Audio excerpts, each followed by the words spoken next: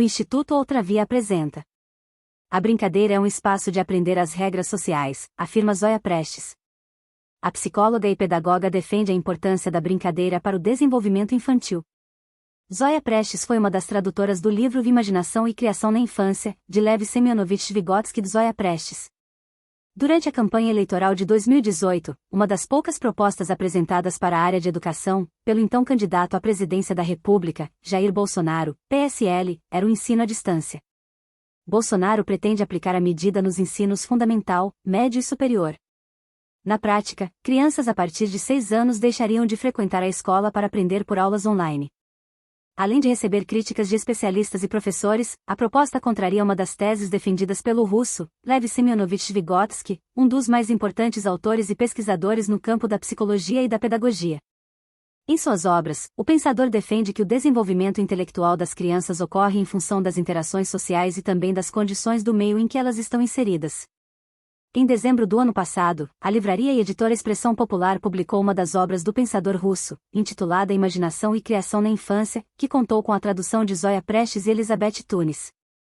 A obra foi sorteada para os ouvintes na Rádio Brasil de Fato.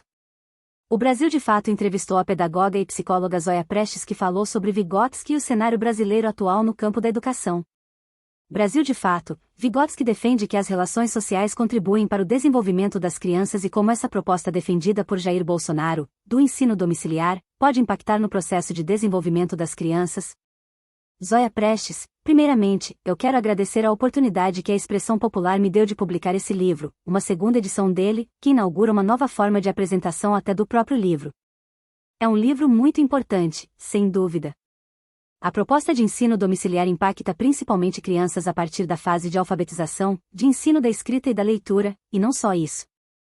O meio para o desenvolvimento da criança é muito importante. Tanto é que, quando avaliamos, por exemplo, o desenvolvimento de uma criança, não podemos avaliar apenas por um comportamento em um determinado meio. E obviamente a escola, a instituição em que ocorre o processo educativo, é de suma importância para poder oferecer mais uma gama de relações que a criança pode desenvolver.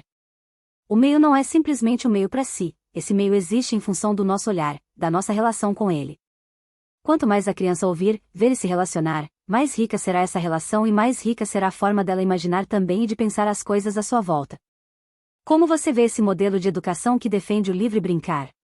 Eu gosto muito de um texto, não é exatamente um texto, mas uma palestra que o Vygotsky proferiu em 1933, que é a brincadeira e o desenvolvimento psíquico da criança. O que ele traz como importante é que a criança não precisa de um brinquedo, por exemplo, para emergir a brincadeira. A brincadeira ainda é uma atividade que não é inata, as crianças aprendem a brincar. O que eu tenho defendido em base nas ideias de Vygotsky é que, por mais que se estabeleça um tempo e um espaço para a brincadeira, isto é, uma forma de escolarização, de institucionalização da brincadeira, ela acontece. O que eu mais vejo não é o livre brincar da criança, eu vejo muito o adulto interferindo no brincar da criança. Estou falando de um tipo de brincadeira, porque existem vários tipos. A brincadeira que Vygotsky vai centrar a atenção e vai falar, que é uma atividade que guia o desenvolvimento da criança de mais ou menos 2 anos e meio até os 6, 7 anos, é o faz de conta. É nessa brincadeira que emerge na criança a imaginação e da imaginação há um passo para que o desenvolvimento do pensamento abstrato ocorra.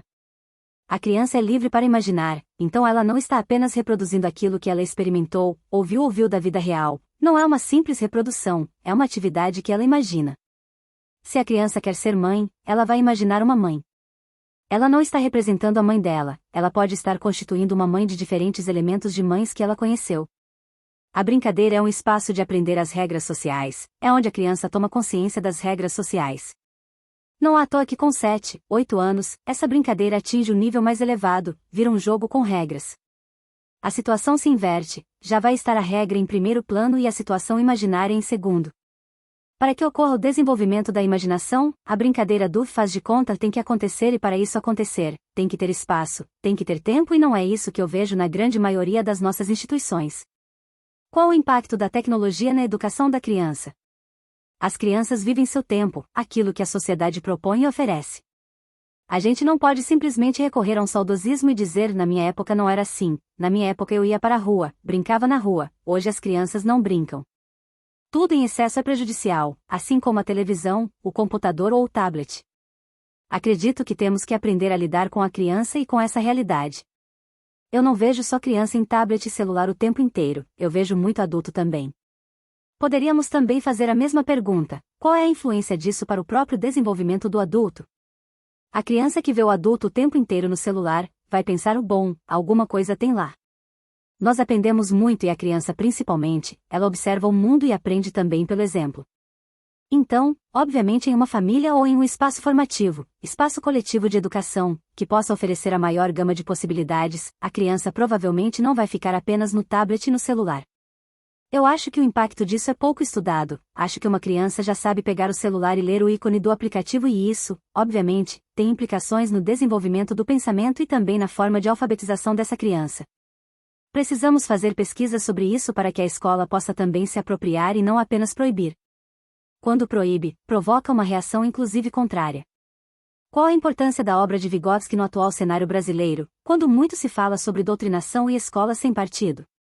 Vygotsky defende a diversidade do desenvolvimento humano, não existe um modelo de desenvolvimento humano. Qualquer ser humano se desenvolve, tem tantas formas de desenvolvimento quanto as pessoas têm, então essa conversa de doutrinação e de ideologia de gênero não convence e não se sustenta. O que eles, na verdade, defendem é a escola de um partido só, que é o partido deles, com as ideias deles. Falar que vai tirar ideologia da escola é uma falácia, é uma bobagem, porque tudo o que nós fazemos tem a nossa visão de mundo e visão de mundo é falar de ideologia.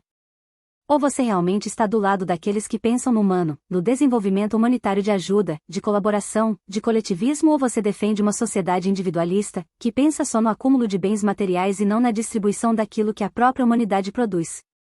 Nós nem deveríamos mais reproduzir esse tipo de fala. Acredito que temos que continuar na nossa linha e defender essa ideia de Vygotsky, de desenvolvimento da diversidade, do desenvolvimento humano.